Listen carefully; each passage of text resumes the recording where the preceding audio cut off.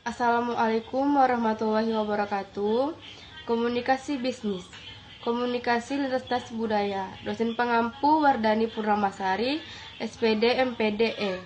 5E Manajemen oleh kelompok 3, yaitu yang pertama Seliani, yang kedua Alda Fadila, yang ketiga Tiara Nurhaida.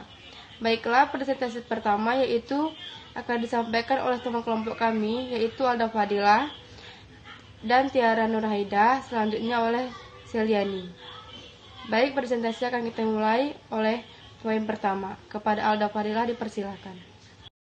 Assalamualaikum warahmatullahi wabarakatuh. Baiklah, yang pertama yaitu komunikasi lintas budaya atau cross-cultural communication adalah komunikasi yang melibatkan dua budaya yang berbeda. Jenis komunikasi ini telah menjadi perhatian yang sangat penting bagi pembisnis yang terlibat dalam perdagangan internasional dan investasi lintas negara. Komunikasi lintas budaya juga merupakan proses di mana dialihkan gagasan atau ide budaya yang satu kepada budaya dan sebaliknya. Dan yang kedua yaitu pentingnya komunikasi lintas budaya, yaitu untuk meningkatkan kerjasama yang ada dalam perusahaan.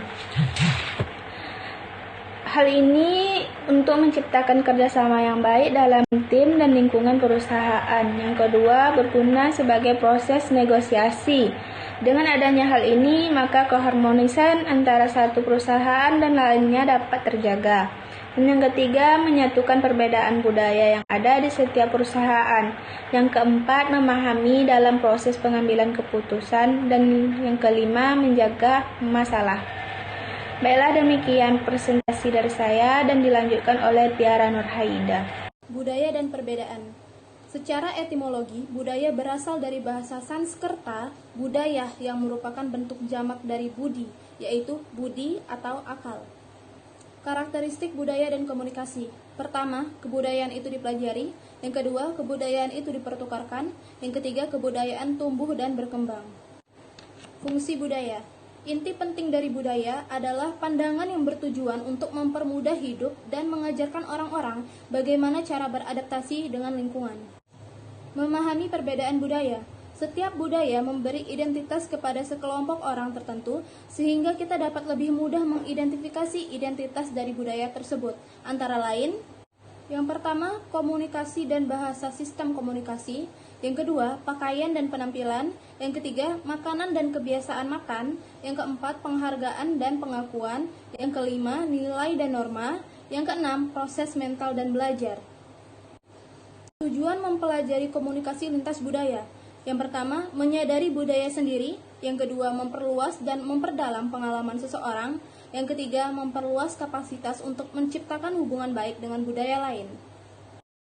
D. Komunikasi dengan orang berbudaya asing. 1. Belajar tentang budaya. 2. Mengembangkan keterampilan. 3. Negosiasi. Berikut ini adalah contoh komunikasi lintas budaya ketika melakukan perjalanan ke suatu negara. Contohnya di Spanyol, orang berjabat tangan paling lama antara 5 sampai dengan 7 ayunan. Melepas jabatan tangan segera dapat diartikan sebagai suatu bentuk penolakan. Di Perancis, orang berjabat tangan cukup dengan hanya sekali ayunan atau gerakan. Baiklah, sekian dari kelompok saya. Lebih kurangnya saya minta maaf. Assalamualaikum warahmatullahi wabarakatuh.